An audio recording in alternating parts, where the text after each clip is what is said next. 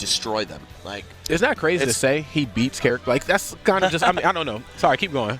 Well, then the ones he loses against are pretty difficult, right? He's a very light character, so he can't lose too many exchanges. Swords give him a lot of trouble. But Snake is one of the characters he is favored against for sure. He's able to absorb the explosions of C4s and grenades and all that good stuff.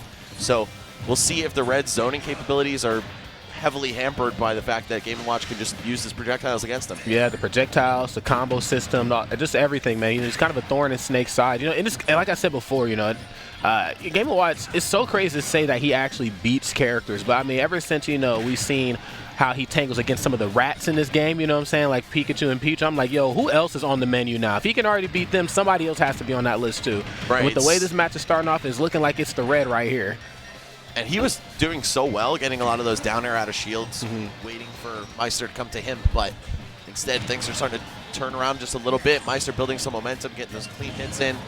The juggles from Game & Watch also crazy. Yeah, it's super tough to deal with, man. And it was wild as that, like, oh, well, okay. I was going to say, you know, to kind of add on to what you were talking about with how well he was playing at the beginning of the match, you know, when you play against Game & Watch, because he has that bucket, you know, how he interacts with your projectiles, your tools, you know, certainly makes you kind of have to switch the flow up a little bit, you know, and because he was really working him with his normals, like the back air, you know, the grabs, the forward to, I mean, he was just really, you know, he was just really making magic happen here. Yeah, you can outbox Game & Watch pretty well. He's not one of the best up close in the game, but of course, one errant move on his shield, and then you get juggled over and over again. All right, 62, not a terrible disadvantage here. No, definitely not, man. Nice. And a couple dash attacks. Oh, no C4. Yeah, I feel like the C4, more than anything in this matchup, like outside of grenades and some of the other things that can be bucket and used against him, the C4 is going to kind of be his calling, because no matter how great the bucket is, no matter how great an absorbing move is, you still have to read when C4 is going to detonate. That's very true. Oh, my goodness. Can't come down above Game & Watch, man. Either you're going to die to up smash, or you're going to just get popped with up B. Maister starting to get those aerials out in the low percents. They string into each other super well, but not finding any clean hits. Okay. B, very smart right there. He knows when you get up close and personal or you touch his shield, there's probably going to be one of two options tossed out in your way. A grab up close or possibly an up special out of shield. Obviously, the last thing Snake needs right here is to get hit with up special out of shield and then to be off of his feet. But very smart right there. Anti-air on the up tilt. 2 in a row. Wow, TheRed keeping it super close right now. 14% down. The margins have been shrinking every time. And to think how strongly he started off this game. Oh, damn. That was sexy. If he survives this jab lock, we could see even further of a comeback. Oh, yeah, I agree.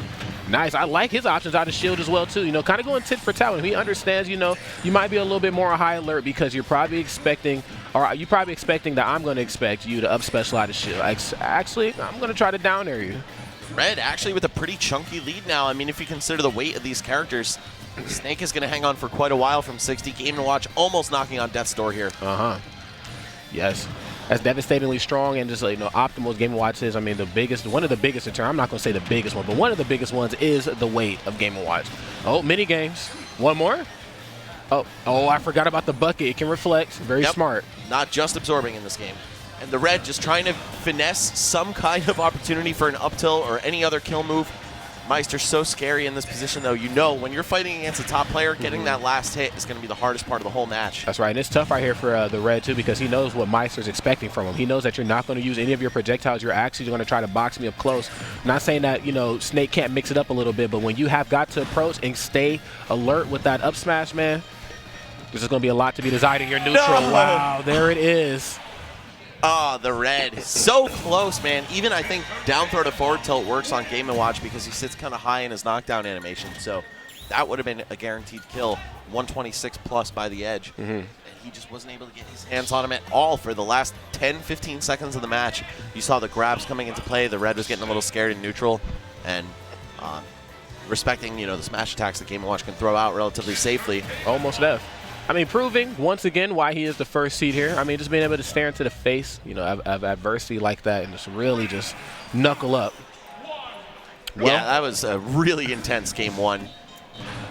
Alrighty, game number 2. Let's go ahead and get it. Now, see, this match is starting off the way I would have thought that last one would have, but, you know, in fact, it is Maister right here who's taking a pretty sizable lead right here, 50% as we kick things off, but that's kind of the matchup. Oh, yeah, you got to watch how you space back air. I know there's a couple different hitboxes on Snake's legs when it comes to back air, if I'm not mistaken. But, you know, whatever the case may be, if you touch his shield, you know, he'll make you pay. If you reach, he will teach. And I've seen a couple opportunities now where TheRed has actually gotten the Maister to do something unsafe, but he hesitated on the punish. It was over on the left side near the beginning of the match, and just opened him up to a ton of pain. Wow, fair to up air. I've never seen a Snake do that. Right, that's some ugly stuff. But I got to say, man, I mean, he is just, if that's not a sign of comfortability in the matchup, despite, you know, how game number 1 is, I don't know what the hell is. I mean, you know when Game & Watch jab your shield, he's expecting you to react, so he can hit you with like forward tilt or down tilt or something crazy like that. You know, it's TheRed is just, he's accepting that, you know, open arms. Like, look, if you jab my shield, chances are you're not close enough to outrange my down tilt. See that durability of Snake coming into play super hard here. Maister tacked on so much damage at the beginning of the match, but it's basically even. They're both a good hit away from dying yet again. Nice, the forward air. It's a projectile in this game. Very smart for zoning and keeping Snake away.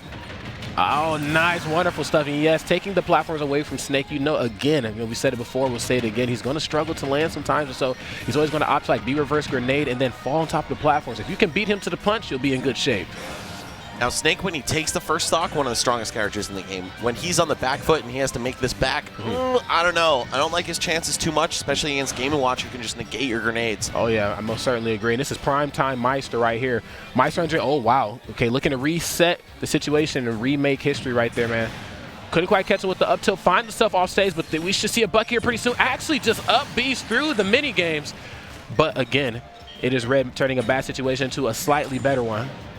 Oh, a tech chase with the C4 on the platform, and Maister bleeding out just a little bit, but responding immediately. TheRed in a position where he has to air dodge the ledge. That's so ridiculous. I didn't expect him to make it back, but I forgot those freestyle recoveries when you directly air dodge. You cover a lot of space. And that ledge hop nair to cover the down smash. Not going to stand up right into that hitbox or anything. It looks like Snake's down tilt can actually do a pretty good job of punishing Game & Watch down smash on block. Yeah, you know, like I said before, you know, hold up. All three. Oh, no, this is not good. But he still keeps it, though, doesn't he? Yeah, he still keeps it. So, yeah, you got to respect that. This is a huge game changer right here. If he can figure out a way to take this stock before he uses his bucket, he'll be in a good space on his final stock. Just make it so hard to kill you that he has to use the bucket now, but of course Maister not going to give him that opportunity. I do like this switch of playstyle right here. There we go. Oh, no, I was going to say, I like the switch of playstyle right here from Red. You know, he figures, okay, you don't have bucket anymore, so you got to just hold all these projectiles or try to shield him. Exactly. But unfortunately, the bucket just ended up extending that box right on top of his projectiles and closed it out. I think that's actually exactly what TheRed wanted, though. Make Maister use it on the second stock. That way he can't immediately come back and get 0 to death by a bucket. And now I actually like his chances here. Just can't make the same mistake and blow the C4 up into the bucket again. Yes, most certainly. Yo, TheRed is clean, yes, dude. I'm loving the footwork right here, man. Maister's definitely getting his money's worth out of this matchup. I got to say, man, despite how it might go on paper statistically, you know, this one seems to be anything but easy. But we're going to get a forward smash. Snake's a big boy, but not big enough. Holy hell. Man, that was still one hell of a show, especially for the first match of the day. Yeah. TheRed really putting up a good fight, again, against the #1 seed.